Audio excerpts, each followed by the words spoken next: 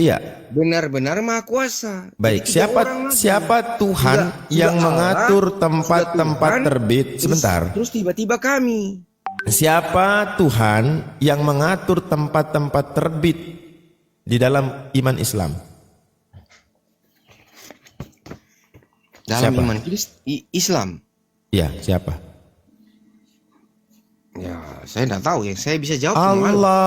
Allah. Ya.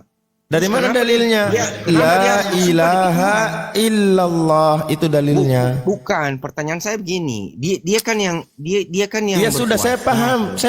Kenapa dia mesti bersumpah demi Tuhan Ya, lagi? baik. Kenapa? Di dalam Al-Quran di surah Ibrahim dikatakan bahwa la yus'alu amma yaf'alun bal hum yus'alun. Allah tidak ditanya tentang apa yang Allah kerjakan. Kitalah yang ditanya tentang apa yang kita kerjakan. Kata kenapa ketika ditujukan kepada Allah dalam iman Islam itu tidak bisa. Sebab kata kenapa berarti kita mempertanyakan apa yang sedang Allah kerjakan. Sementara kita tidak punya dalil untuk membantah itu. Nah sekarang saya mirroring juga. Di sini coba lihat, perhatikan. Ini kata Yesus atau bukan? Saya bertanya ke kamu. Iya sama. Ini nanti kau jawab. Saya udah jawab ya. Kau harusnya jelaskan. Baik, saya sudah jawab. Saya ambil alih. Kau bertanya lagi. Harusnya kan begitu. Sudah saya jawab. Marcel, kau mau jawabannya apa? Tuhannya orang Islam itu tiga satu gitu. poin. Marcel, enggak, Ustadz Abu Hadid kan sudah menjawab. Nah, kau maunya jawabannya apa? Itu pertanyaan saya. Iya. Dengar, Ustadz Abu Hadid sudah menjawab. Itu bukan Sebentar. jawaban. Iya udah, kalau kau mau kamu jawabannya. Jangan potong dulu. Coba kamu tunggu diam dulu. Dari tadi Ustadz Abu Hadid itu sudah saya punya jawab. Pertanyaan yang lebih jelas. Loh, kok maksa? Ustadz Abu Hadid sudah menjawab. Allah bersumpah demi roh sama seperti saya dengar. Kalian aku bersumpah diam dulu kau Marcel, diam dulu. Kenapa sih orang Kristen itu mengakunya punya Tuhan dalam lubang hidungnya tapi kok kayak kesetanan? Sementara kami yang punya setan dalam lubang hidung tapi kami kayak Tuhan-Tuhanan kami. Tenang, sabar. Hah? Tak terbalik kah ini? Apa jangan-jangan setan dalam lubang hidung kami itu Tuhan kalian kah? Kami loh yang katanya punya setan dalam lubang hidung bisa menenangkan kalian yang punya Tuhan dalam lubang hidung. Ustadz Abu Hadid sudah menjawab. Analoginya kayak gini. Aku bersumpah demi pemilik kamar ini. Apa masalah? Apa masalahnya? Sesungguhnya kami benar-benar bisa mengatur kamar ini jadi kamar bersih. Semuanya aku yang punya, yang ngurus aku. Seandainya pun aku panggil pembantu buat bersihin kamar ini, aku bisa mengatakan kami juga. Kami yang mengatur. Bukan berarti ada 3 pemilik kamar ini, aku punya pembantu. Kami mudah sekali ini, karena kami paham. Kenapa kami paham? Karena kami bukan orang yang di dalam hatinya ada kerusakan. Pengen banget Tuhan itu 3. Karena di dalam Al-Quran jelas Tuhan kami 1. Nah kalau kau pengen punya Tuhan 3, enggak apa-apa. Silahkan. Kepengen banget kan nyembah Tuhan 3? Silahkan kau imajinasikan Tuhanmu 3. Nah, kami sudah menjawab, kau tidak terima kan? Ya sudah, kau siarkan aja ke orang-orang Islam Tuhannya 3. Menurut saya. Tidak apa-apa Adinda. Nah sekarang biarkan Ustadz Abu Hadid juga memiroring. Bertanya. Kosakata yang agak aneh juga dalam kitab kau. Silakan kau jawab. Huruf besar. Sejak kapan Yesus pakai huruf besar, huruf kecil kalau ngomong. Silakan Ustadz Abu Hadid. Lihat aja konten. Coba kau jawab dulu nih. Anggap saja gini. Kau tidak terima jawaban. Sudah selesai jawaban saya. Tapi saya menjawab toh. Masalah kau terima nggak terima bukan urusan saya. Sekarang saya tanya balik dengan pertanyaan yang sama dari kau. Di dalam Yohanes 17 nomor 2, di situ Yesus yang berkata, sama seperti engkau telah memberikan kepadanya kuasa atas segala yang hidup. Siapa yang diberikan kuasa? Coba jawab dulu Marcel, buka mute-nya. Maka aku bersumpah dengan Tuhan. Memang dia ada macet. Iya Tuhan itu kan dari kata roh, pemelihara. Itu kan kata Rob itu. Allah itu merujuk kepada Rob itu merujuk kepada Tuhan yang adalah pencipta alam semesta, itu Allah sendiri. Kan dari kata Rob, pemelihara, pemilik. Memang Allah pemilik alam semesta. Gitu loh. Aku bersumpah demi Tuan kamar ini. Aku Tuan. Yang pemilik kamar ini juga Tuan. Kami bisa memeliharanya. Nah, kami di sini ada ulama yang mengatakan bahwa memasukkan kekuasaan Allah. Maksudnya apa? Yang menjaga memelihara ini adalah termasuk manusia di sini. Bukan berarti manusia jadi Tuhan nih. Ya, tapi Allah dengan kuasanya bisa membuat saya jaga alam semesta ini. Saya seperti itu pemikiran umat Islam. Sama seperti nahnu nazalna dzikra wa inna lahu lafizun. Kami yang turunkan Al-Qur'an, kami yang jaga. Bukan Allah yang turun terus jaga-jagain Al-Qur'an, bukan. Para hafiz Quran ikut menjaga. Dengan izin Allah, makhluk Allah itu secara naluriah, secara natural sunatullah berjalan. Nah, kalau bicara tentang ayat yang termaksud itu, maksudnya merujuk kepada Allah. Kau kan nggak terima, karena kau pengen banget Tuhannya 3, ya sudah nggak apa-apa. Ya udahlah, kau kan nggak percaya kan? Ya menurut kau kan pengennya kau Tuhan kau 3, ya udah nggak apa-apa. Tuhan kami 1, Tuhan kan 3, nggak apa-apa. Kau kan Ya. pengen banget kan Tuhannya 3. Nah, kami sudah menjawab. Kau mau paham, tidak ada urusan dengan kami. Nggak paham pun nggak apa-apa. Nah, kau jawab dulu pertanyaan itunya. Di situ siapa? Ya, silakan Siapanya di Marcel. situ? Silakan. Kau buka mute. Kalau sampai kau ulang lagi pertanyaan yang tadi, ya terpaksa. Kau mengalami nasib yang sama dengan Yesus. Hmm. Marcel, buka silakan. mute. Pencet, buka mute. Nah. Oke. Ayo baca, jawab. Atau terjelasin Kami sebentar dikit. bersumpah. Kuning. Demi nanti diulang lagi ayatnya. Iya, nggak apa-apa. Kalau dia ulang lagi berarti dia meminta seperti Yesus. Iya. Terjelasin sebentar dikit Ustaz, nih. kita live-kan ini ya. Kita live-kan ini di YouTube. Nanti keluarga suara-suara yang rekaman BAB itu jangan ditampilnya Ustaz ya. Oke. Ya. Silakan. Silakan, Greg. Marcel. Ya, saya tambahin dikit ya Ustaz ya. Oh, silakan, Biar silakan. jelas, biar dia paham. Jadi Marcel, Bro, masalah Ian kan tadi ya dengar bilang dulu. Al-Quran itu Ya, adalah terjelasin mujizat. sebentar. Ya, kau dengarin dulu. Saya bahas nih. Jadi di surat Al-Ma'arij ayat 40 itu tentang Al-Masriq wal Maghrib. Maka silakan kau baca di surat, dengarin dulu. Kita nggak bisa berargumen. Dengarin dulu. Silakan kau baca di surat Al-Baqarah ayat 115. Walillahil masriqi wal maghrib. Kepunyaan Allah lah timur dan barat itu. Oke. Sekarang kau permasalahkan di kata Rob. Saya tunjukkan kata Rob ya.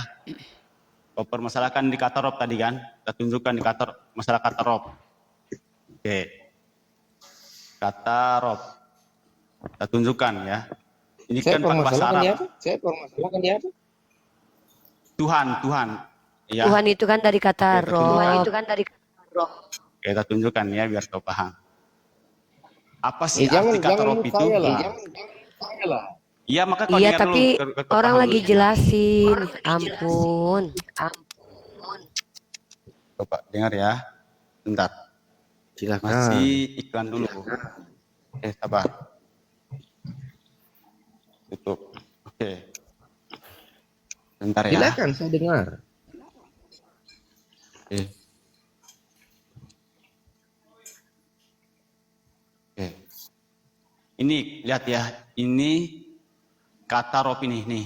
Ini kata Rob. Ar-Rob adalah Ismullah Ta'ala. Apa? Ismullah Arab Ta'ala. berarti Allah ya. Itu nama Allah Subhanahu. Janganlah Allah kau Subhanahu wa potong, Ta'ala. orang lagi ngejelasin. Itu nama Allah Astagfirullahaladzim, Subhanahu wa Kristen. Mau konfirmasi saja. Orang mau jelasin dulu apa yang mau kau konfirmasi, dia lagi nunjukin itu. Saya konfirmasi, Rob Jadi- berarti Allah. Iya bukan, dia lagi ngejelasin. Nama Allah. Bukan. Belum selesai, Kristen. Kristen kok kayak anak PAUD sih? Lanjut deh. Oke. Arti kata Rob, makna kata Rob itu Ismullah Ta'ala. Itu adalah nama Allah Subhanahu wa Ta'ala. Makanya tadi dalam surat Al-Baqarah ayat 115, walillahil masriqi wal maghrib. Kepunyaan Allah lah al-maghrib, timur dan barat itu. Oke. Sekarang kalimat nahnu, kata kalimat kami. Saya tunjukkan lagi. Ya kau paham. Kalimat nahnu. Oke. Kalimat nahnu bentar. Biar kau encer otaknya ya. Nahnu. Itu saya baru kasih 1 ayat loh. Ini masih banyak ayatnya. Berat.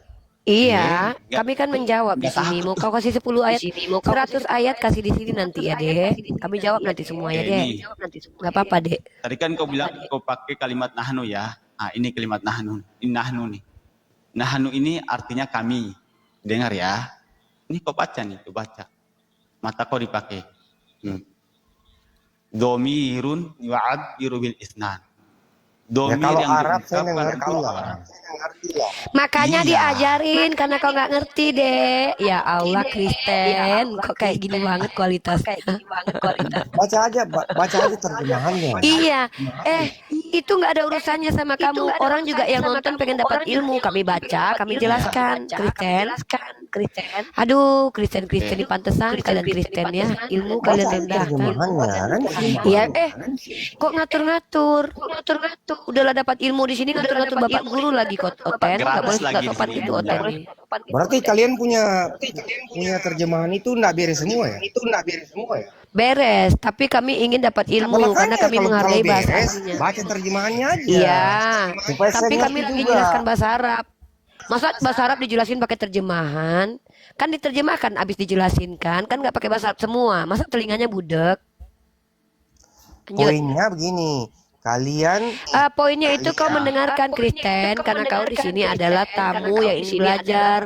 Masa murid ngatain guru, ya? Murid itu belajar ya. Makanya kalian jadi Kristen terus karena kalian nggak menghargai ilmu. Lanjut, Dek.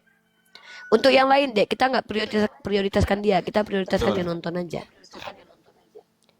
Awil jam atau untuk jama untuk banyak orang. Al-mukbirun anfusihim untuk memberitakan tentang diri mereka. Waqad yu'abbiru bihi terkadang diungkapkannya al-wahid untuk satu orang. Indah kapan?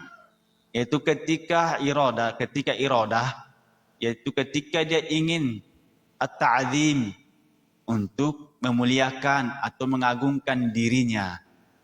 Itu jelas. Di situ kan kalimat bahasa Arab, maka Anda harus cari di kamus bahasa Arab, di mu'jam bahasa Arab, biar Anda tahu. Sama halnya seperti Tuhan dan Tuan, Kurios dan Theos, maka Anda harus cari lagi di dalam bahasa Yunani, cari tahu.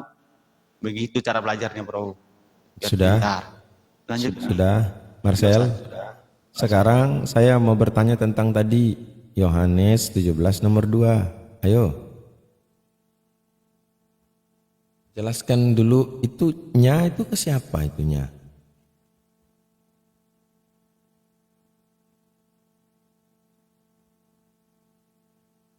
kan begitu. Hah? Coba baca baik-baik. Kalian mau ngomong ke saya menjelaskan pakai bahasa Arab. Bagaimana saya bisa mengerti? Saya enggak mengerti. Tadi kan sudah dijelaskan dalam bahasa Dijelaskan pakai bahasa Indonesia. Indonesia loh tadi. Kalian punya Tadi terjemahan. dijelaskan pakai bahasa Indonesia loh. Kok penjelasan pakai bahasa Arab? Gimana Tadi kan sih? dijelaskan pakai bahasa Arab. Loh, terus habis itu dia diam? Atau dia jelaskan dalam bahasa Indonesia lagi? Iya dijelaskan. Otak kalian ini memang gila otak kalian ini. Sekarang kau jawab dulu itu Yohanes 17 nomor 2. Coba. Bahasa Indonesia nih, kalian meyakini bahwa Bible kami bahasa Indonesia. Itu keyakinan kalian, saya nggak paksa. Kalian mau meyakini bahwa original teks tidak berarti buat kalian, ya itu urusan kalian. Yohanes 17 nomor 2. Sebentar. Saya buka dulu.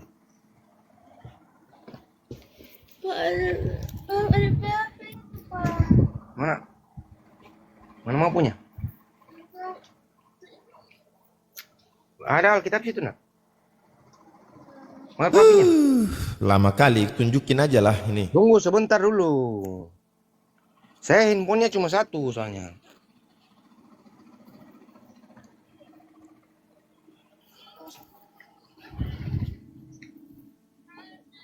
Berapa Yohanes berapa?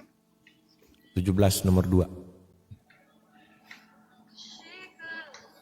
Sebentar. Yohanes 17 Nomor 2. ayat 2. Kenapa?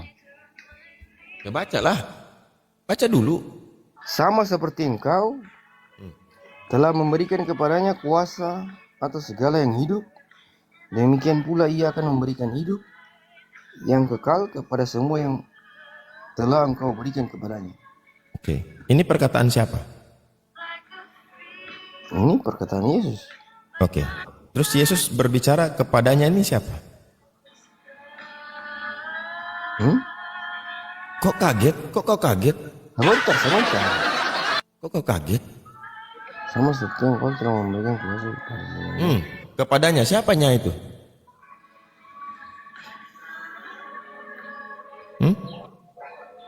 Siapanya itu? Harusnya Yesus kan bicara, sama seperti engkau telah memberikan kepadaku kuasa atas segala. Kenapa dia pakainya? Nya ke siapa ini?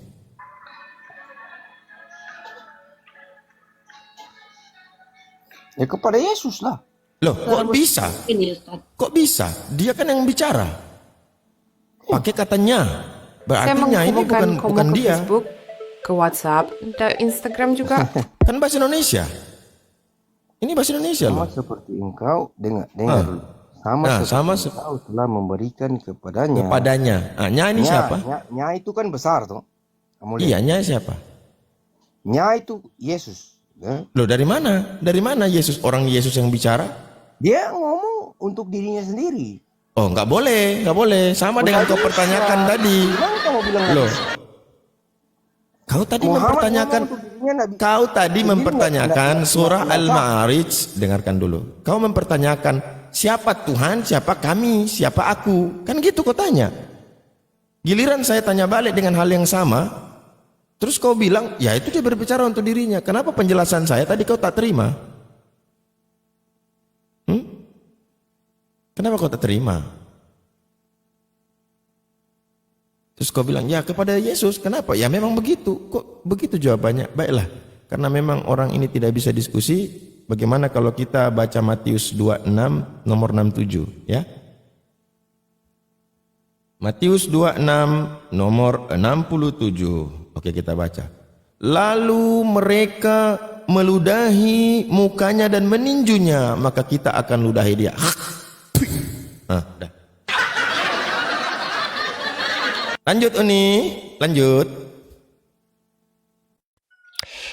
Ya, kembali lagi saya katakan bahwa kita tidak bertanggung jawab mencerdaskan orang, tapi bertanggung jawab berusaha membuat orang cerdas. Mencerdaskannya itu bukan urusan kita. Berusaha saja menyampaikan dan mengajarkan. Dan kita tidak pernah diberi kewajiban untuk membuat itu orang adalah pintar, bukti beriman, dan tidak mengerti. butuh orang. Ya, tidak ada kewajiban itu dibebankan oleh Allah Azza wa Jalla kepada kita. Kembali lagi pada pagi kali ini kita membuka room atau komal untuk saudara-saudara non-muslim bertanya, ya, bertanya kepada kita terkait tentang Islam. Nah, dan kita pun menjawab semampu kita, bukan semau kita, semampu kita. Karena kadang kemauan itu tidak dibarengi dengan kemampuan. Ada orang yang mau menjawab tetapi dia tidak diberi kemampuan karena memang dia belum belajar. Maka sejatinya kita itu menjawab semampu dalam artian apa? Sebatas pengetahuan kita dalam khazanah pembelajaran Ustadz Abu Hadid dan saya sendiri berserta Gregorius. Maka kita tidak boleh melebihkan dari apa yang kita mampu, dan teman-teman tidak boleh menyembunyikan ilmu yang sudah kita pahami dan miliki. Dan memang di Islam sendiri ilmu pengetahuan itu sangat berharga. Dalam Islam sendiri orang-orang yang mengaku sebagai Islam itu memiliki tanggung jawab kewajiban di pundaknya menuntut ilmu. Maka kita tadi mencoba saudara kita Greg menjawab dengan menggunakan kaidah bahasa Arab. Kenapa? Karena tidak bisa memaknai Al-Quran dengan kaidah terjemahan bahasa Indonesia. Karena kosakata bahasa Indonesia sedikit, sementara kosakata bahasa Arab itu sangatlah banyak. Ada yang disebut dengan kaidah lafaz mustarak, dan ada juga kaidah-kaidah bahasa Arab yang tidak akan sulit dipahami oleh orang Kristen karena mereka memang tidak punya kemampuan dalam memahami kaidah bahasa Arab. Nah, teman-teman perhatikan baik-baik. Saudara-saudara Kristen kita tadi, ya seperti contoh Marcel tadi, dia bertanya untuk berpolemik dengan ketidaktahuannya, bukan ingin mendapatkan ilmu pengetahuan supaya tahu, tetapi ingin berpolemik dengan ketidaktahuannya. Apakah kita punya kewajiban untuk memaksa dia cerdas? Tidak. Makanya sebenarnya beban debat diskusi atau dialog lintas agama di bawah kita itu santai. Hobi yang berpahala. Ya, sebenarnya begitu. Dan kalau kita santai menanggapi orang-orang yang jahil dan kita menggunakan surah Al-Baqarah ayat ke-6 sebagai panduan dalam berdialektika, tidak akan pernah kita itu terganggu dialog. Mental tidak akan terganggu, jiwa tidak akan resah, dan insya Allah kita akan menjauhi yang namanya amarah. Rasulullah juga mengatakan kepada kita, la takhdab walakal jannah. Insya Allah saya terus tetap akan belajar untuk memperbaiki cara dialog supaya kita ini pilih hikmah. Walaupun yang kita hadapi adalah teman-teman Kristen yang mohon maaf standar kognisinya mengenai ketuhanan itu tertutup dari ilmu pengetahuan dan juga akal sehat, karena memang mereka meyakini sesuatu tanpa akal menurut beberapa pendapat dari orang Kristen lainnya yang pernah diskusi dengan kita. Kita tetap harus menghargai mereka sebagai manusia. Sebagai manusia. Ya, sebagai manusia. Benci perbuatannya bukan benci personalnya orangnya.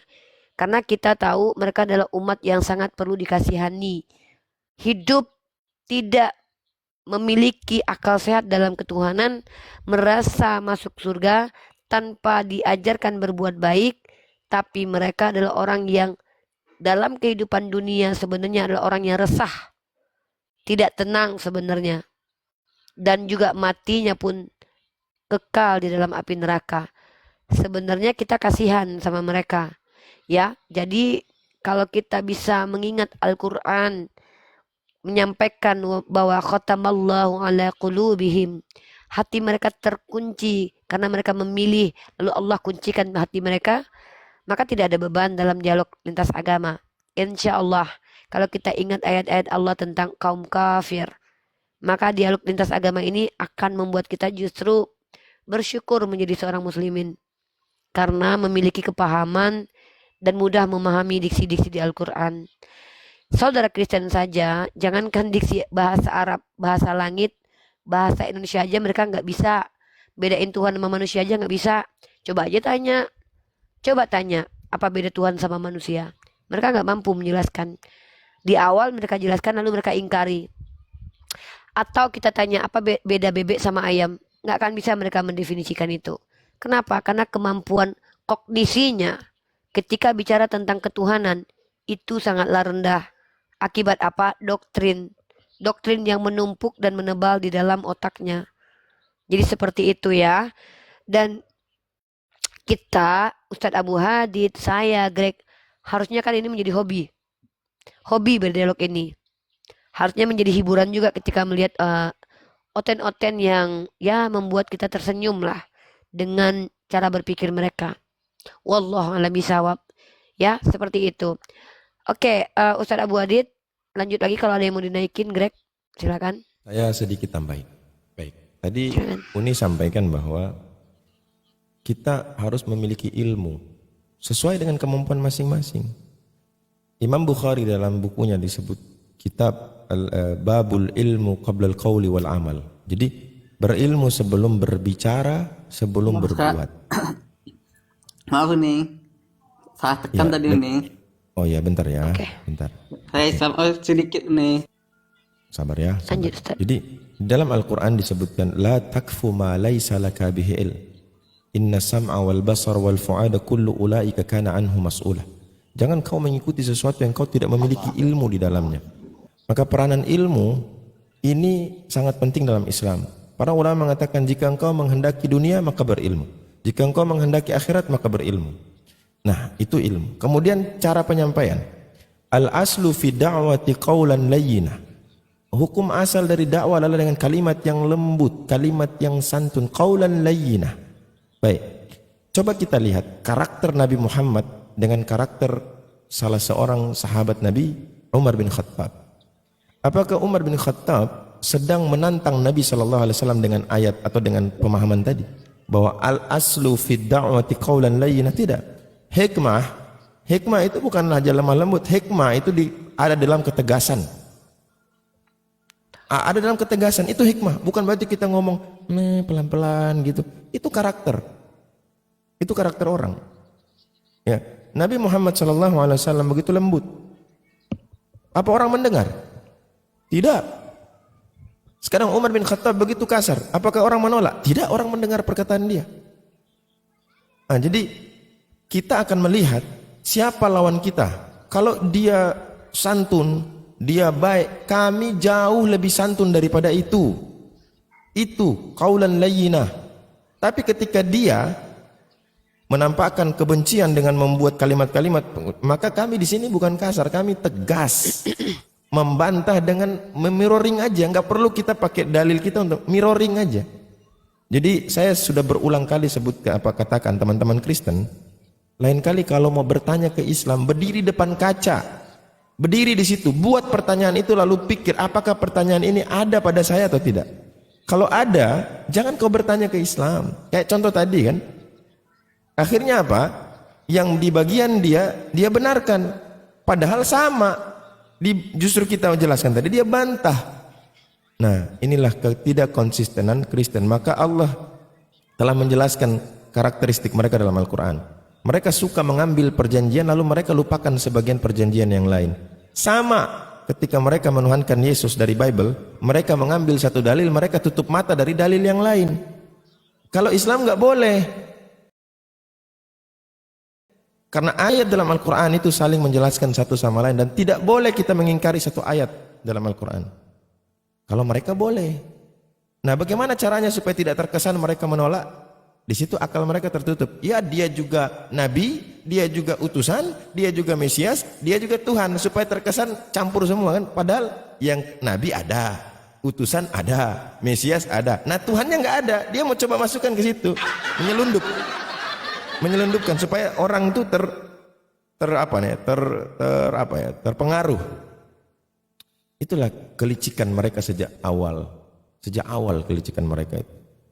Kalau kita pilah-pilah, karena Islam ini kan menempatkan sesuatu pada tempatnya, makanya sampai dibikinlah kaidah bahwa hukum atau disebutkan bahwa dalil yang umum tidak boleh dibawa kepada kekhususan kecuali ada dalil khusus.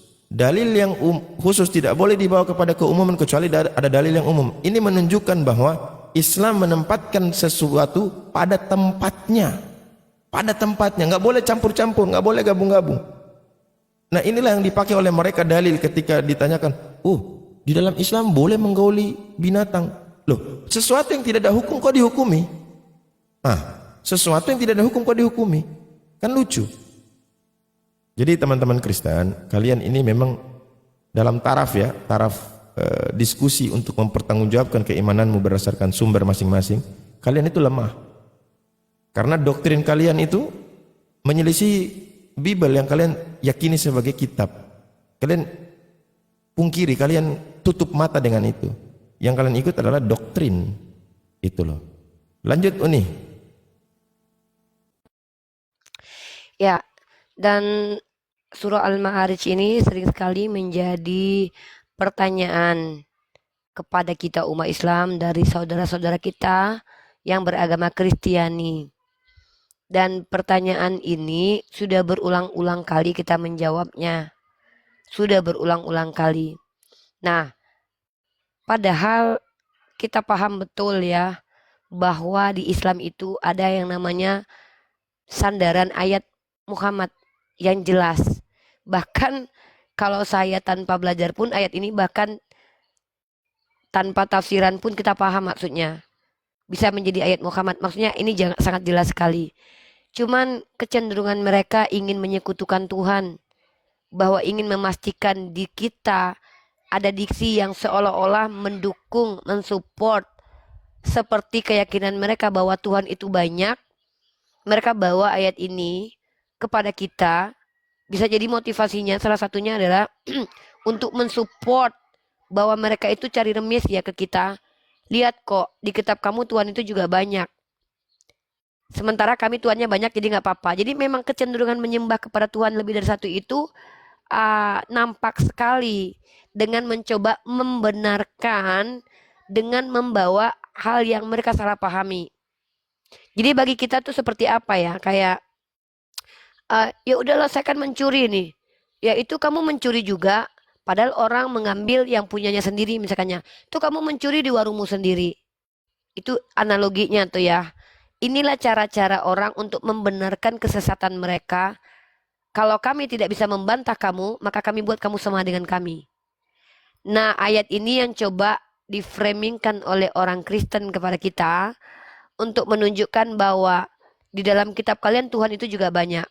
Padahal kita sendiri tahu dan tidak ada sejak zaman dahulu sampai sekarang antara ulama kita dengan ulama lain itu bertentangan bahwa atau membuat ini shock ya.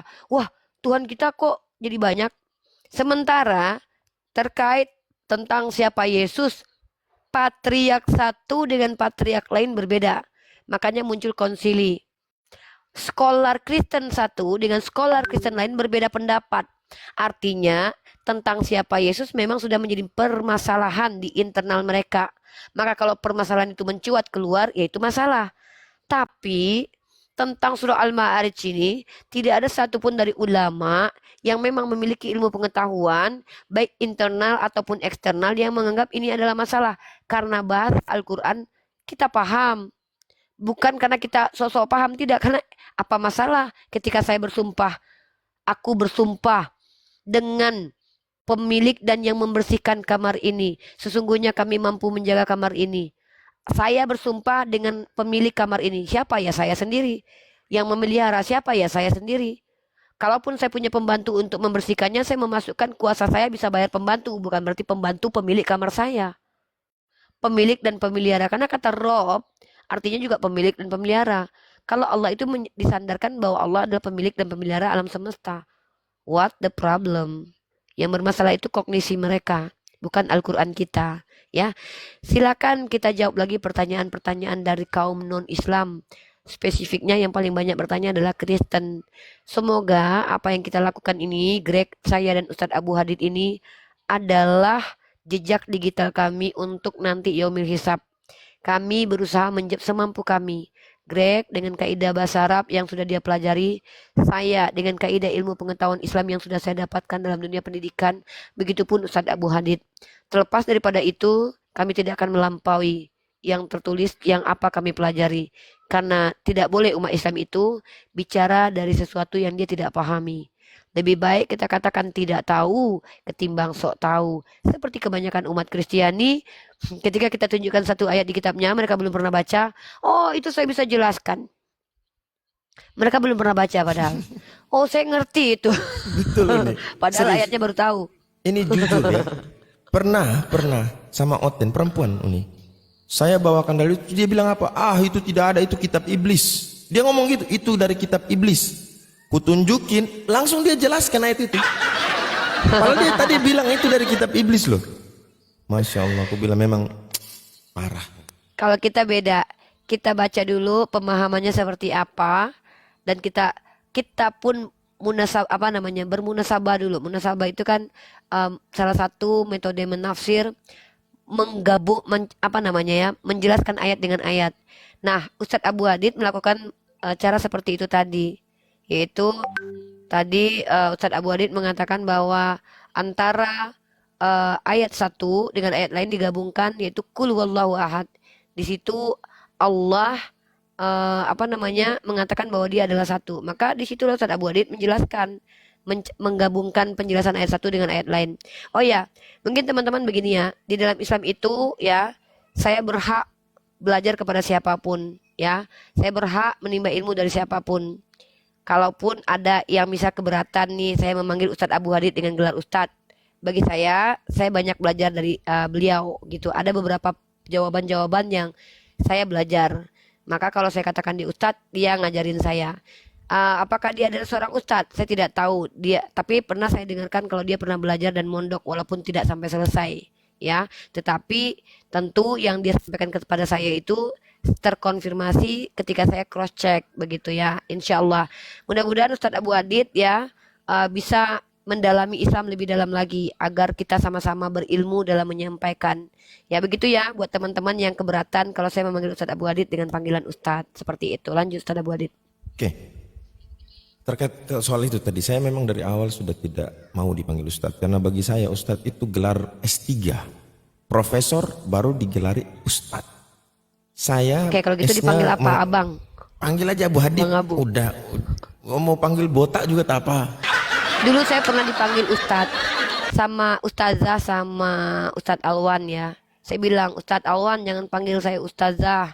Kata dia, itu artinya Uni, usaha untuk taat katanya. Tidak Ustadz, ngeri juga karena Ustadz Wafi pernah ngajarin saya jangan memanggil sebutan ini kepada orang yang tidak pantas. Lalu saya bilang begini, oh maksud Ustadz Wafi itu orang munafik jangan dipanggil sebagai kiai, itu nggak boleh. Nah selagi saya tidak melihat Ustadz Abu Adid melanggar syariat Islam di mata saya, kecuali saya udah lihat sendiri ya, maka saya tetap menganggap Ustadz Abu Adid itu adalah guru. Kenapa? Ya memang saya akui ada orang-orang yang mengatakan bahwa dia dapat ilmu dari beliau ini. Saya mendapatkan informasi begitu. Masya Allah ya, keren banget ya Ustadz Abu Adid menjawabnya. Seperti itu teman-teman. Jadi saya tidak akan pernah menyepelekan orang-orang yang walaupun dengan ilmunya sedikit, tapi dia menambahkan keimanan umat Islam lain. Karena saya sendiri diajarkan untuk tidak menyepelekan ilmu. Siapapun mereka. Kalau mereka ternyata orang yang bisa mencerdaskan anak bangsa, yaitu Oten, tidak apa-apa bagi saya pribadi. Itu bagi saya pribadi, saya tidak mengajak orang lain untuk ikut memanggil Ustadz Abu Adid dengan panggil Ustadz. Saya banyak memanggil orang Ustadz. Lalu terakhir baru saya konfirmasi. Dan saya pernah ngobrol dengan Ustadz Abu Adid ini. Beliau pernah menceritakan kepada saya, Uni, saya dulu pernah mengambil ilmu pengetahuan. Dan ilmu pengetahuan yang beliau ambil di tempat pendidikan beliau itu, dan beliau bilang beliau berhenti karena beliau mengambil ilmu yang lain, ya. Saya hargai itu. Karena saya tidak pernah mengambil ilmu pengetahuan di pondok pesantren seperti beliau, walaupun beliau tidak selesai. Kata kalau nggak salah nggak selesai ya waktu itu ya. Ya pas begitu. ujian terakhir itu karena kerja proyek. Nah, itu jadi setidaknya dia sudah belajar, itu usahanya, effortnya itu yang saya hargai, gitu. Begini Uni, di dalam Islam dikatakan bahwa unzur maqala la tanzur man qala. Artinya lihat apa yang dia bicara, bukan siapa yang berbicara. Karena kebenaran itu dia punya porsi yang luar biasa. Ya, sementara kami ini belum tentu benar. Manusia kami ini belum tentu benar. Kalaulah kita melihat mengizinkan orang bicara tentang agama, ya harus S2, S1 dulu. Berbahaya juga kita. Emang ada yang tarafnya seperti Ustadz Wafi dan Ustadz Alwan. Tetapi kalau saya pribadi gini, yang penting kalian kuasai materi yang kalian sampaikan. Contoh, saya ini tidak berhak menjelaskan tentang kaidah fikih. Saya tidak ada ilmu di situ. Andai pun saya tahu, saya tidak boleh mengajarkan. Tapi saya secara experience sudah melakukan yang namanya metode belajar mengajar diakui oleh ranah akademik yang disebut dengan dialek diskusi interaktif 6 tahun. Secara psikologis umat Kristen saya menguasai. Pertanyaan mereka saya menguasai dan pertanyaan-pertanyaan mereka itu sudah saya carikan jawabannya. Ya. Dan saya memvalidasinya di dunia akademik, masuk kuliah kemudian. Saya bukan ustazah, saya calon ustazah. Tapi terkait apa yang saya jalani ini, saya bisa mengatakan saya berkompeten. Dan validasinya dari orang-orang yang lebih cerdas dari saya. Ya. Tapi kalau kalian bertanya kepada saya, Uni, kaidah ilmu nahwu sorof seperti apa? Mohon maaf. Itu bukan bahan saya. Jangan ke saya, guru saya ada. Makanya saya selalu bilang, kalian yang ingin tanya tentang pendalaman Islam, silakan tanya kepada guru saya, Ustadz Wafi, fikih. Beliau punya itu. Atau beliau punya background akademiknya. Beliau punya sertifikasinya. Atau tanya kepada Ustadz Alwan. Atau tanya kepada Ustadz Alif. Silakan tanya Ustadz Hanafi. Nah, itu saya. Tapi kalau kalian bertanya tentang komparasi religion atau kaidah-kaidah filsafat atau metode-metode, saya sudah belajar. Mau apa? Ulumul Quran saya selesaikan 2 SKS. Ulumul Hadis kalau tidak salah 2 SKS juga. 2 SKS saya selesaikan itu.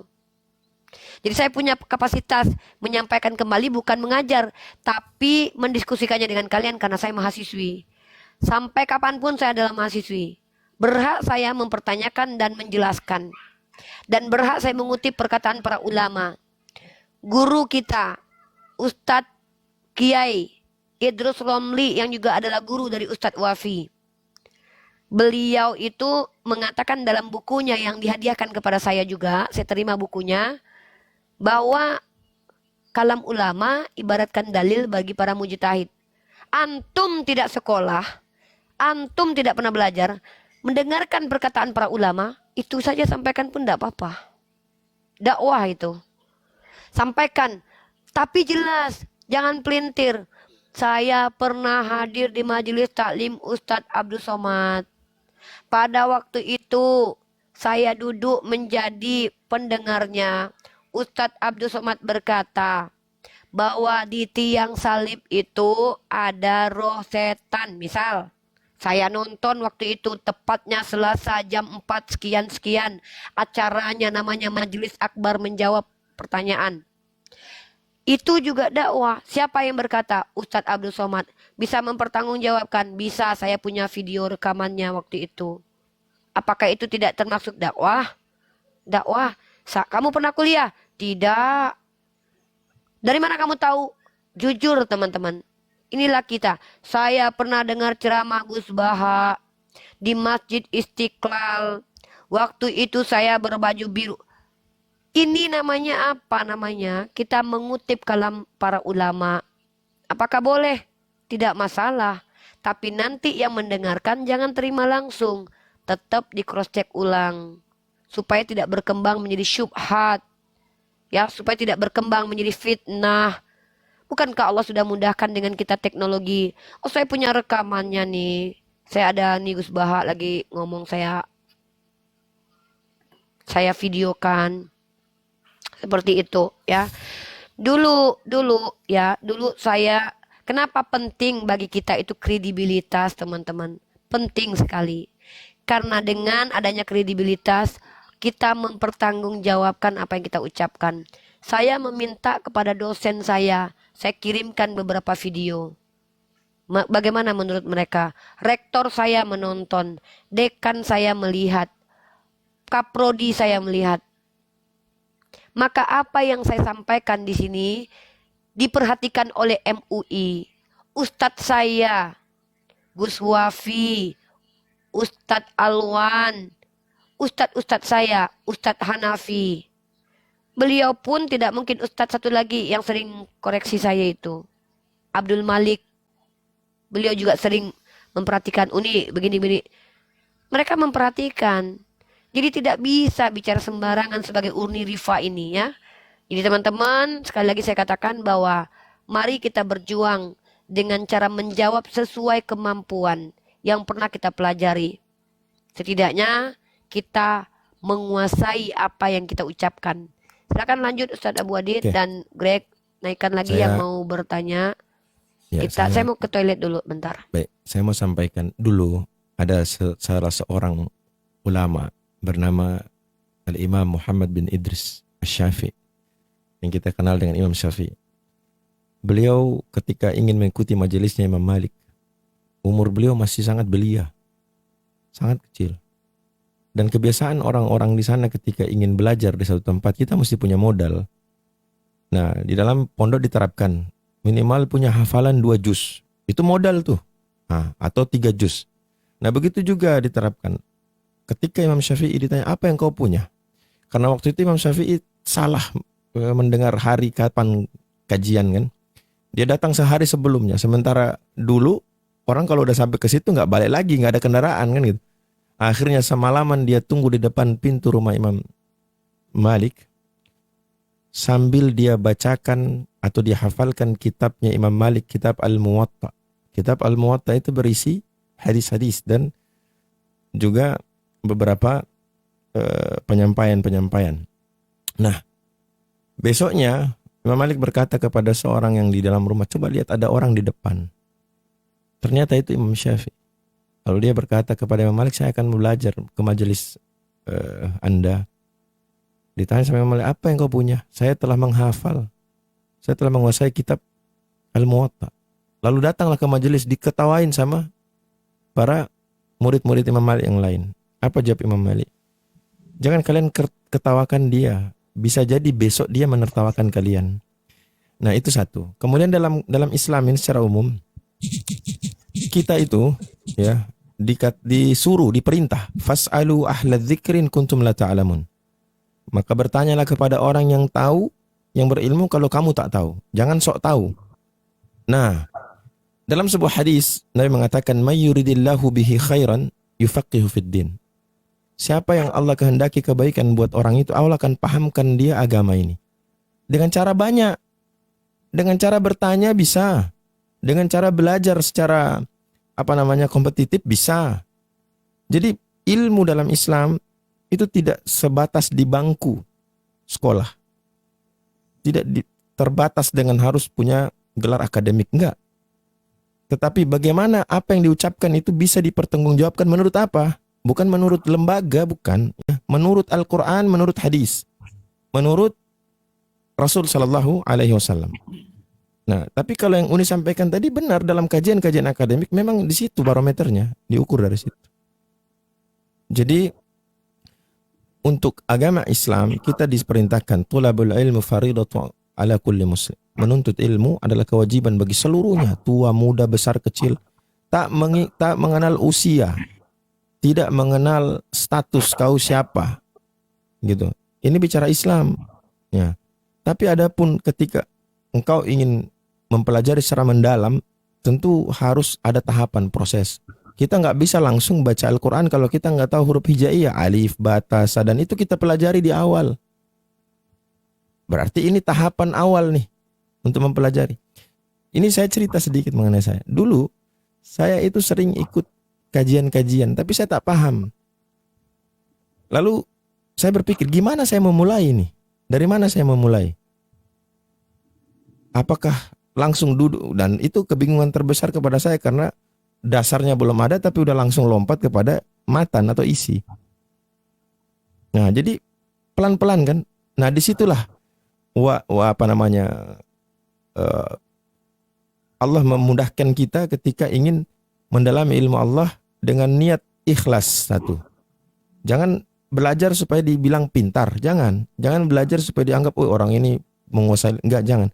Pertama kita pelajari ikhlas ya karena Allah semata. Maka di situ akan Allah buka tabir-tabir yang tadinya gelap buat kita menjadi terang benderang. Satu kajian kita selesai, itu di pandangan mata kita seperti ada 1000 ilmu masih di depan. Kita maju lagi selangkah, selesai, masih ada lagi 2000 ilmu di depan. Artinya apa? Ketika kita ingin mempelajari agama ini, ya, maka Allah akan mudahkan kita dengan asbab yang banyak. Mungkin di sini saya ketemu sama Uni, ada ilmu yang saya tak tahu, kebetulan Uni sampaikan, itu ilmu buat saya. Atau Greg, dia ada menyampaikan sesuatu yang saya belum tahu, itu ilmu buat saya. Nah, sekarang untuk mengukurnya, kita cek di Al-Quran dan hadis. Nggak cukup juga kan Al-Quran dan hadis, pemahamannya siapa? Ya pemahaman Nabi SAW. Di situ kita kembalikan. Ya, tarudduhu ilallahi war rasul. Di atas pemahaman siapa? Pemahaman dalam Islam ini termasuk yang kompleks juga, cukup kompleks juga. Akhirnya salah dalam pemahaman, tentu salah dalam amaliyah, salah dalam pelaksanaan. Maka tentu kita harus mengukur. Kami mudah dalam Islam, dari sekian banyak sekte, dari sekian banyak pemahaman, kita akan bingung ketika kita tidak tahu barometer mana yang kita pakai untuk mereka, pemahaman mana yang benar. Ada Nabi Muhammad SAW, para sahabat Nabi. Nah, dalam Kristen ketika bertumbuh jamur pemahaman-pemahaman, kita akan tanya, pemahaman siapa yang benar? Mereka mau kembalikan ke siapa? Ke Bible. Orang mereka juga pakai Bible? Ayo. Akhirnya apa? Seperti surah Al-Maidah ayat 14. Allah katakan mereka yang mengatakan mereka adalah Nasara telah mengambil perjanjian dari Allah. Lalu mereka merupakan sebagian perjanjian yang lain, maka Allah timbulkan dalam hati mereka kebencian di antara sama mereka. Sampai kapan? Sampai kiamat. Lihat saja, Oten sama Oten cakar-cakaran. Kalau kita, contoh ini, saya sama Uni berantem nih. Ini air ini di botol ini Uni bilang 1 liter, saya bilang 2 liter. Berantem kita, berdebat situ. Untuk menunjukkan bahwa berapa jumlah air itu, kita bawakan timbangannya kan. Apa yang disepakati? Literan. Nah itu. Nah sama, kalau kita dalam Islam ada berselisih pendapat, maka tarudduhu ilallahi wa rasul, maka kembalikan kepada Allah dan Rasulnya. Apakah orang Islam ada yang sekte paling sesat nggak pakai Al-Quran, nggak pakai hadis? Enggak, mereka pakai Al-Quran dan hadis. Hanya pemahaman mereka bukan di atas pemahaman sang pembawa risalah, yaitu pemahamannya Nabi SAW. Maka kita punya barometer, kita punya acuan. Kalau Kristen di mana kembalikannya? Ke Bapak Gereja. Bapak Gereja yang mana? Nah, itu tak bisa. Akhirnya apa? Mereka saling gontok-gontokan, saling cakar-cakaran. Kalau itu tidak terjadi, maka Al-Quran yang salah. Karena Allah mengatakan demikian. Kalau itu tidak terjadi, Al-Quran yang salah. Udah pasti. Maka saya bilang tantang mereka. Kalian buktikan bahwa Al-Quran salah dengan merubah sikap kalian, sifat kalian, karakter kalian sebagaimana yang Allah telah jelaskan di dalam Al-Quran. Cuman ya, si malakamanya gini, ketika dia berubah karakter, sifat, ya, cara pikir, maka pasti dia menjadi seorang mu'alaf. Pasti.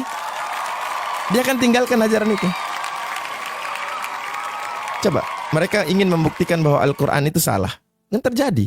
Mereka belajar ilmu nahwu sharaf, mereka belajar asbabun nuzul, mereka belajar kitab-kitab ulama, kitab hadis. Untuk apa? Untuk menyalahkan Islam. Tapi pada akhirnya dia mengucapkan asyhadu an la ilaha illallah wa asyhadu anna Muhammadar Rasulullah. Ini menunjukkan bahwasanya ya Al-Maidah 14, bahwasanya ketika kalian ingin membuktikan bahwa Al-Quran salah, di situ Allah menjadikan asbab kalian untuk bisa menerima hidayah dari Allah Subhanahu wa taala. Itu. Lagi pula teman-teman Kristen ini sudah diikat gitu loh, diikat dalam Bibelnya di dalam 1 Korintus 1 nomor 21, karena hikmat Allah telah lenyap dari muka bumi, maka Allah berkenan menyelamatkan mereka yang percaya oleh kebodohan pemberitaan Injil. Artinya mereka percaya dengan pemberitaan Injil yang seperti model kayak begitu, itu sudah modal untuk diselamatkan. Nah kalau mereka pintar, nggak selamat. Kenapa? Ya pasti dia mu'alaf lah. Kalau Kristen pintar, mu'alaf. Makanya dikatakan, kau diselamatkan kalau kau percaya oleh kebodohan pemberitaan Injil. Kalau kau percaya kebodohan pemberitaan Injil, kau diselamatkan. Kita tinggal balikkan aja. Kalau kau pintar, kau tak selamat. Atau satu. Kau teman-teman Kristen mau mengurangi tensi diskusi di dalam komal-komal ini dengan Islam, maka Kristen harus bersepakat bahwa untuk mengkaji Kristen harus merujuk kepada original teks. Maka itu akan sedikit. Tapi masalahnya mereka tidak punya keyakinan itu. Repot lagi kan? Beda dengan Islam tegas. Kamu mau koreksi Islam bahasa Arab, Al-Quran bahasa Arab. Gitu. Kami tidak ada yang menolak bahwa untuk memahami Al-Quran harus dengan bahasa Arab. Tidak ada. Kalau kalian tidak, kalian meyakini bahwa cukup Bible yang kalian baca, itulah dasar sumber keimanan kalian. Tanpa mengetahui original teks apalah itu katanya. Tuhan itu tahu semua bahasa. Ya Tuhannya tahu bahasa semua. Kalian tahu. Sedikit Ya. Abu Hadid, boleh bertanya sedikit? Enggak, ini perkenalkan dulu. Gereja Saya- atau Ini masjid Abang ini? Saparudin ini Iya, agamanya saya- apa? Islam atau Kristen? Dulu kan saya Kristen, sekarang udah Islam ini. Oke, Masya Allah. Oke, berarti udah berapa lama Islamnya, Bangku? Udah sekitar 2 tahun 3 tahun lah, begitulah. Abangku, kalau untuk pendalaman internal Islam, saran saya adalah belajar kepada orang yang berilmu yang dekat dengan Anda, ya para ulama-ulama dekat rumah, ya karena belajar Islam itu tidak cukup hanya bertanya-tanya di Komal saja. Tapi tidak apa-apa.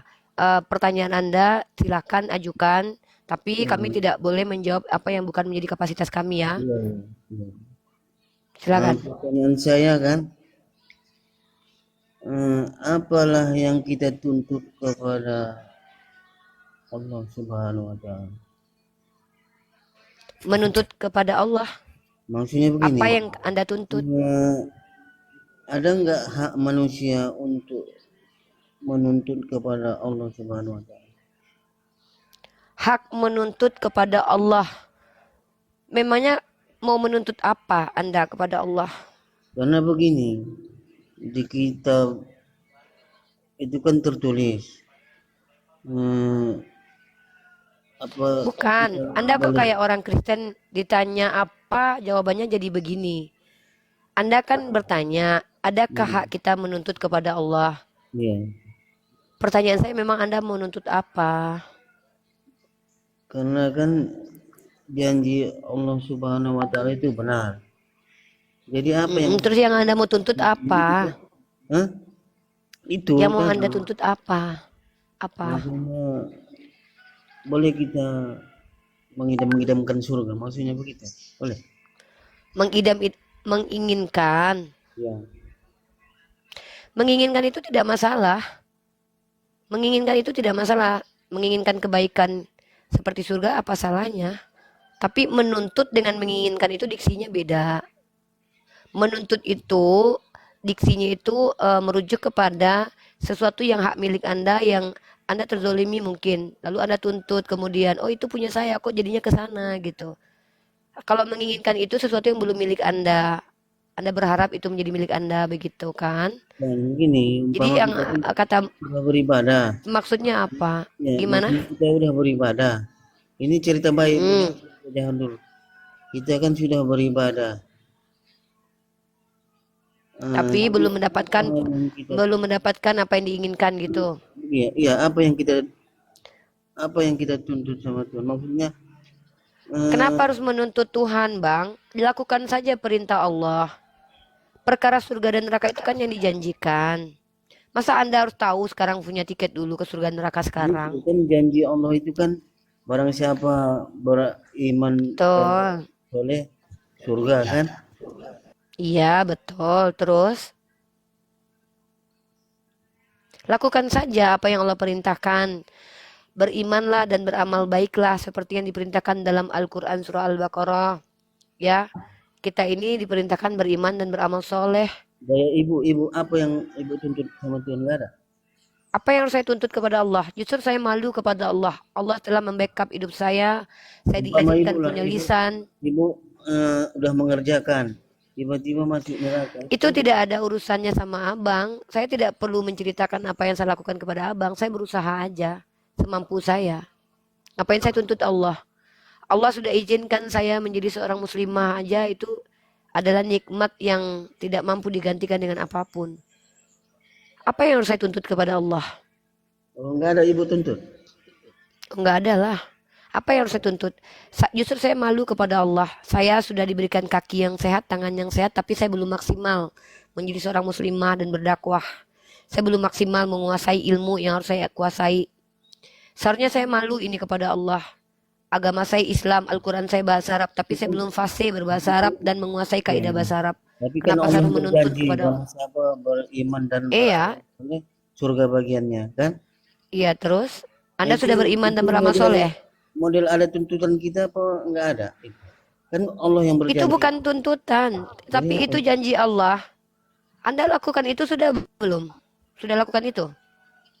Ya umpama ibu masuk neraka itu berarti cuman Yang bilang saya masuk neraka siapa? Dari mana Anda tahu saya masuk neraka atau tidak? kan yang ibu tuntut itu apa sama Tuhan? Ibu tuntut sama Allah Taala itu apa? Kenapa saya harus menuntut kepada Allah? Saya tidak perlu menuntut apa-apa kepada Allah. Tidak berhak saya menuntut. Barang siapa- Kok Anda iya, Allah berjanji saya melaksanakan. Cerita Loh, kok nuntut? Nah, Anda ini kok saya maksa? bacakan hadis. Gini loh. nanti Ya. baca. Ya, ada hadisnya ini. Ada hadisnya. Ya. Oke.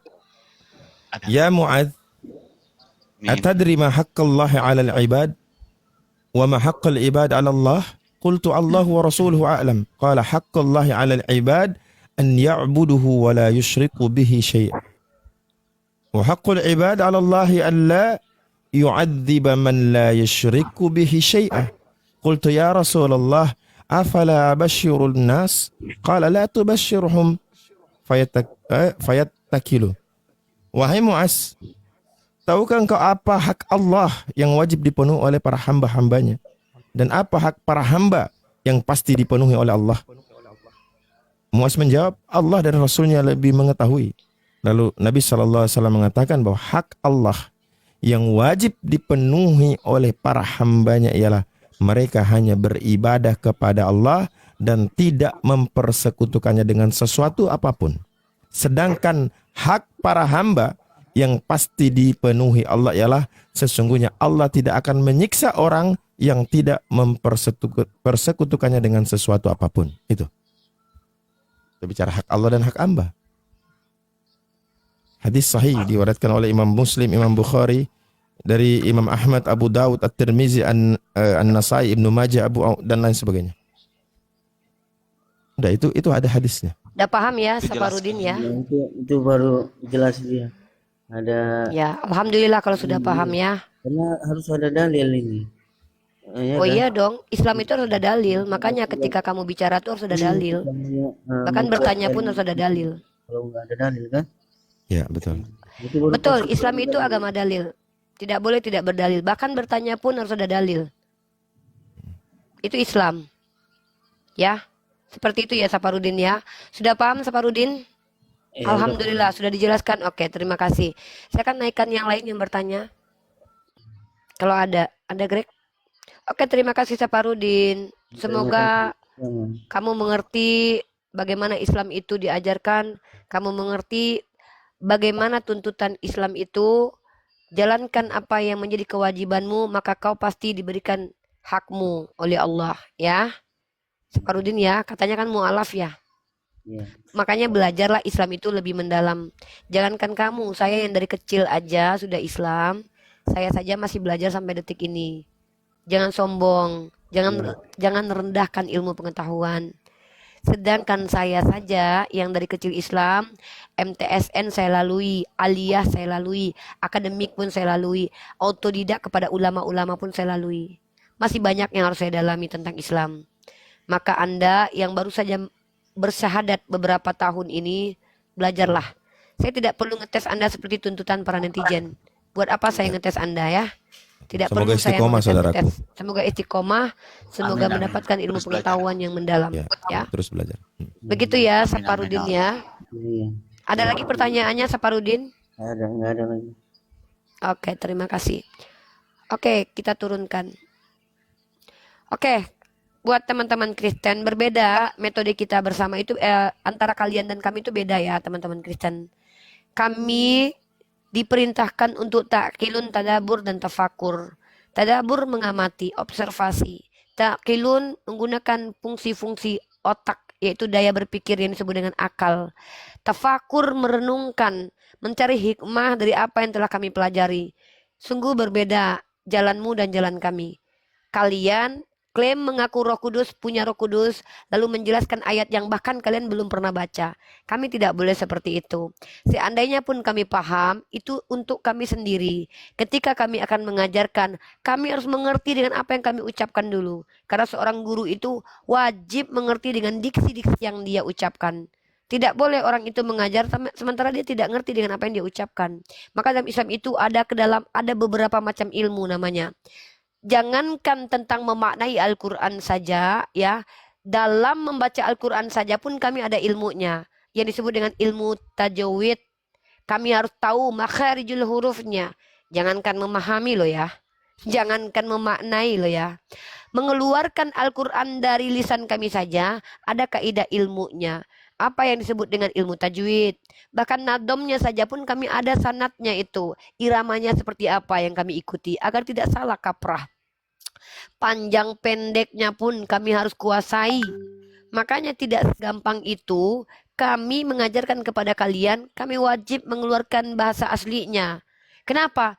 Bagi kami membaca teks Al-Quran, satu huruf kami baca kami dapat pahalanya. Ketika kami mengajarkan kepada kalian, kami juga ingin mendulang pahala. Mungkin membaca kitab kalian itu tidak ada nilainya bagi kalian. Karena kitab kalian terjemahan. Ya mohon maaf, itu urusan kalian.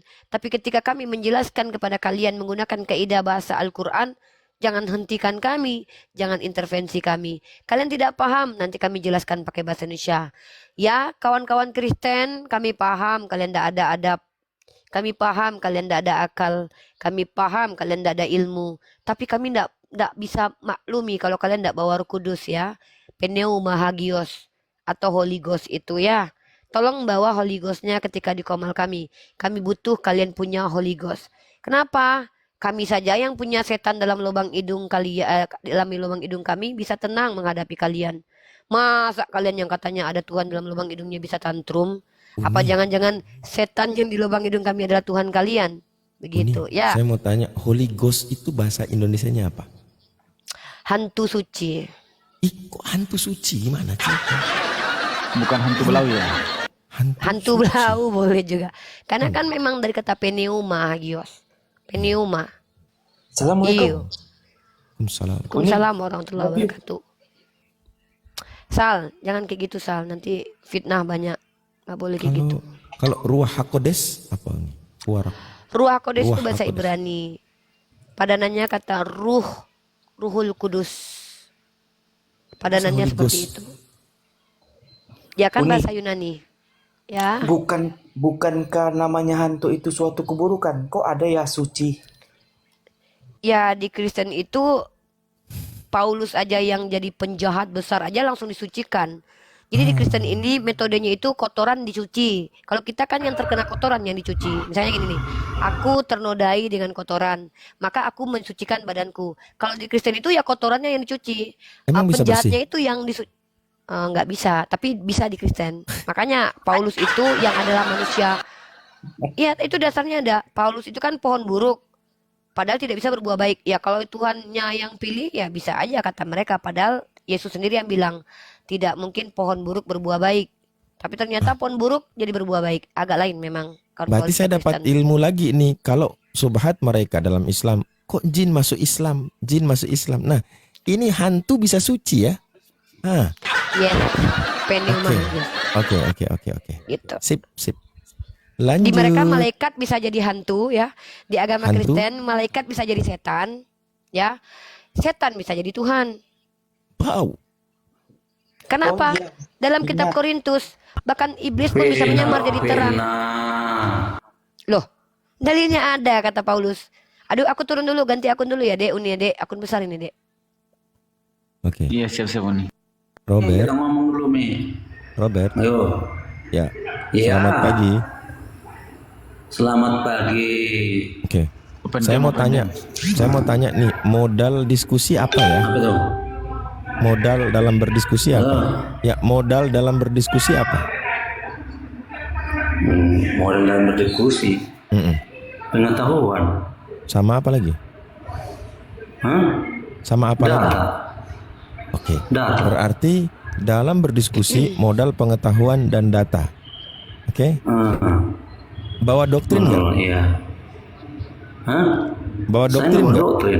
Oke, mantap nih Uni. Berarti pure ya, pure. Tapi tunggu dulu. Dia bawa pengetahuan. Pengetahuannya didapat di mana, Bang? Abang dapat pengetahuannya dari mana? Itu noise banget, Bang. Tolong dikecilkan dulu suara belakang itu. Itu kan pribadi saya, mau dari mana? Oh, nggak bisa. Kredibilitas di sini. Saya kuliah di Fakultas Umum. Mahasiswi semester akhir, dapat ilmu dari sana. Guru saya ada namanya Ustadz Wafi. Guru saya namanya Pak Donditan. Tentang kristologi saya dapat dari Pak Donditan.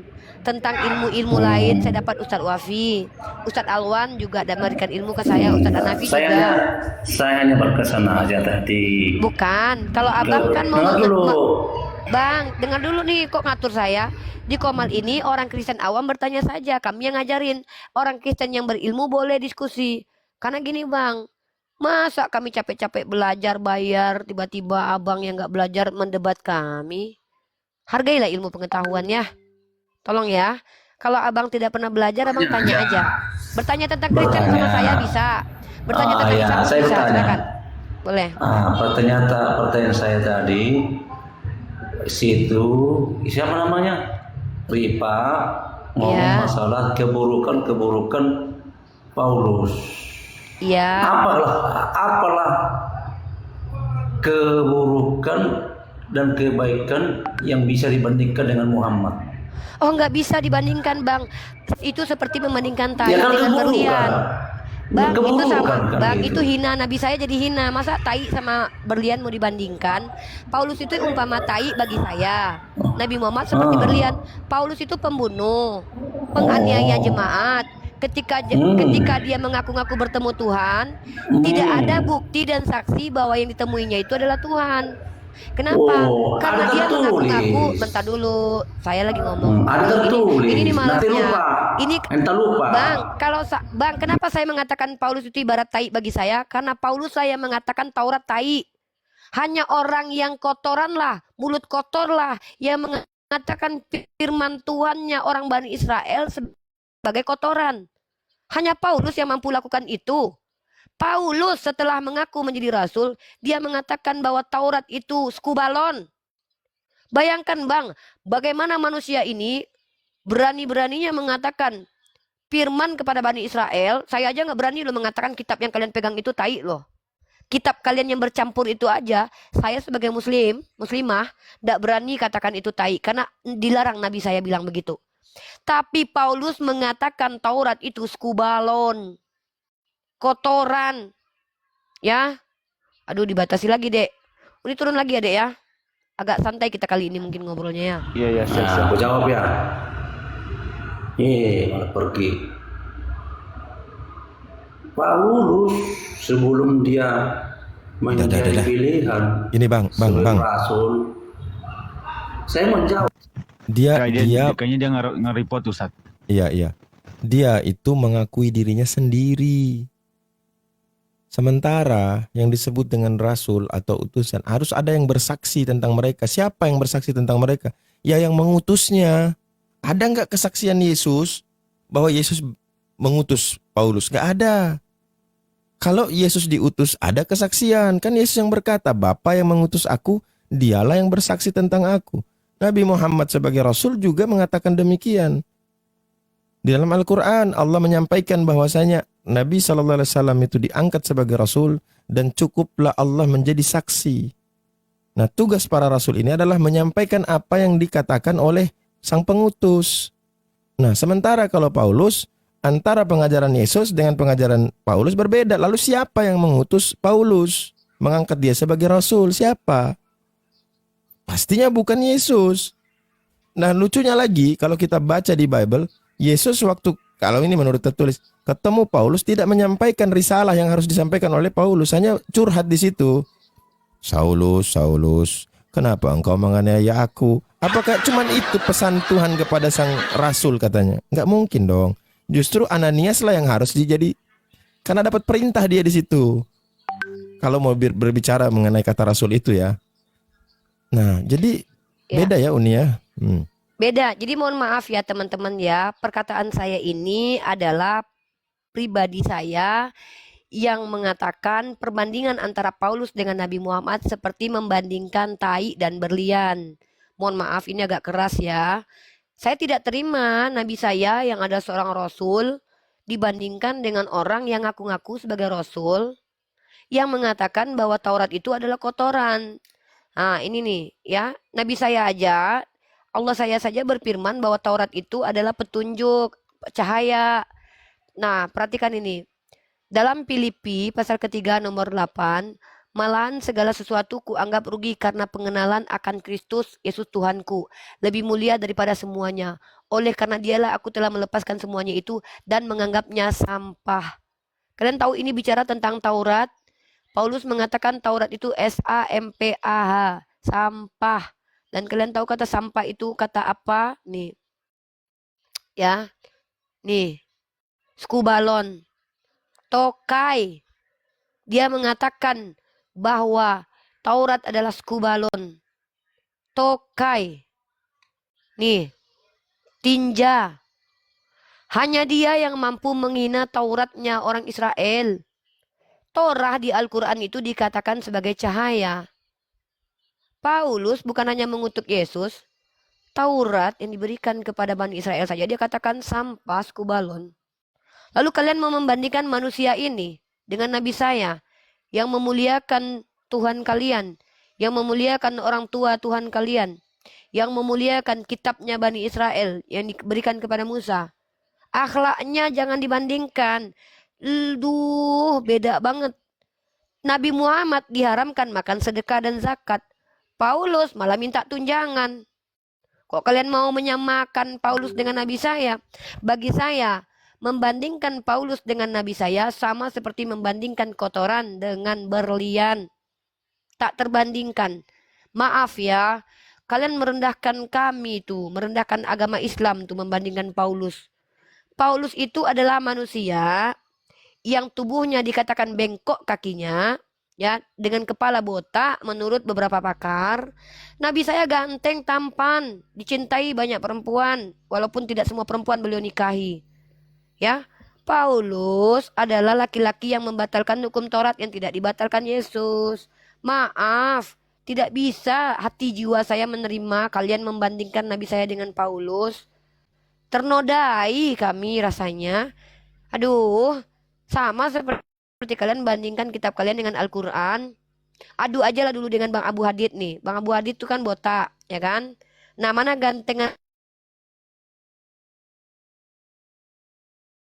Abu Hadid dengan Paulus? Ayo, ayo, bandingkan aja Paulus. Ya, jangan dengan nabi saya. Yesus saja saya tidak mau bandingkan dengan Nabi Muhammad. Yesus dalam kitab kalian. Ya, tidak terima saya. Kenapa? Antara Greg saja dibandingkan dengan Paulus, dengan Yesus, bisa jadi Greg lebih berguna buat peradaban. Setidaknya Greg menghidupi satu wanita, dia nafkahi perempuan ini. Lah Tuhan kalian aja jomblo, maaf ya, ini nggak bisa. Makanya berhentilah membandingkan, itu hanya akan merendahkan. Saya nggak mau dibandingkan sama Paulus, beda lah. Iya.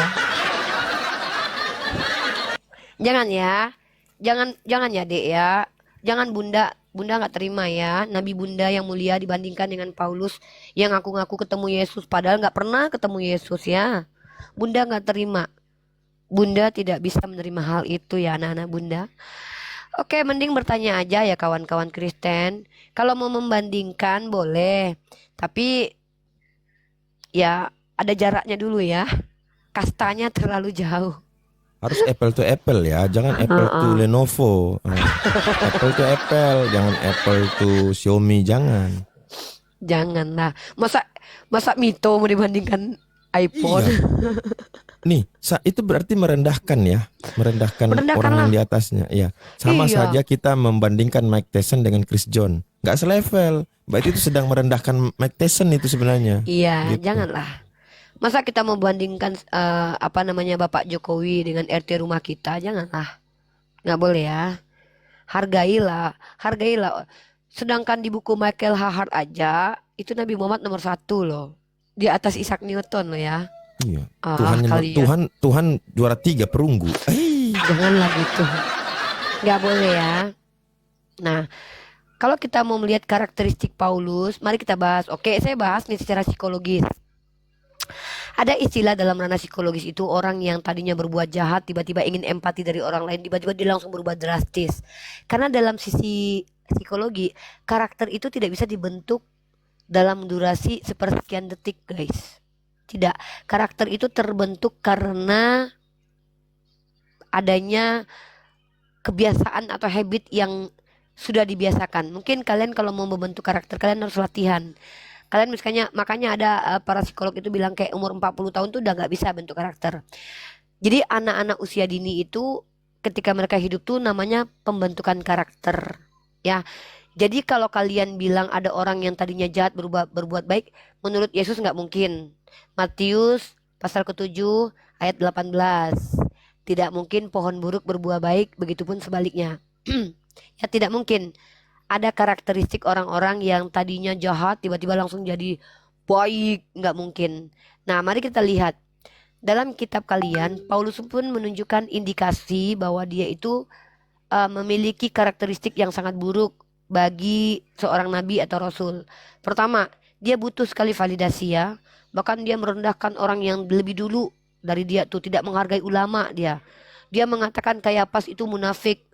Tidak menghargai ulama dia tuh, nggak layak jadi seorang rasul dalam pandangan Islam. Maaf, dalam pandangan Kristen itu seorang penjahat pun bisa jadi nabi. Seperti di kitab kalian dituliskan bahwa Daud aja udah dipilih Tuhan pun masih ngambil bini orang. Astagfirullah. Ketika Tuhan kalian memilih Hosea, bahkan Tuhan kalian yang suruh dia bersundul. Astagfirullah. Bahkan ketika Tuhan kalian milih Yesaya, malah disuruh telanjang, nggak pakai celana dalam selama 3 tahun. Mending pakai koteka. Ya kan? Ini ngeri sekali. Memang parameter kita beda tentang kenabian ya. Di kami nggak boleh. Di kami itu nabi itu punya sifat wajib dari kecil. Siddiq, amanah, fatanah, dan juga tablik. Ya. Kalau kalian memang nggak ada kriteria nabi di kitab kalian. Karena di kitab kalian nabi ngambil bini orang sah. Nabi bersundul sah. Nabi menipui ya sah. Kecuali Yakub kalian nggak anggap nabi ya. Orang pilihan Tuhan mah sah-sah aja berbuat nista. Apalagi kalau dia nenek moyang Tuhan. Suka-suka Tuhan lah. Kan ada lagunya. Suka-suka Tuhan. Gitu kan? Ya. Tuhan lah. Kan ada lagunya. Suka-suka Tuhan. Gitu kan? Ya.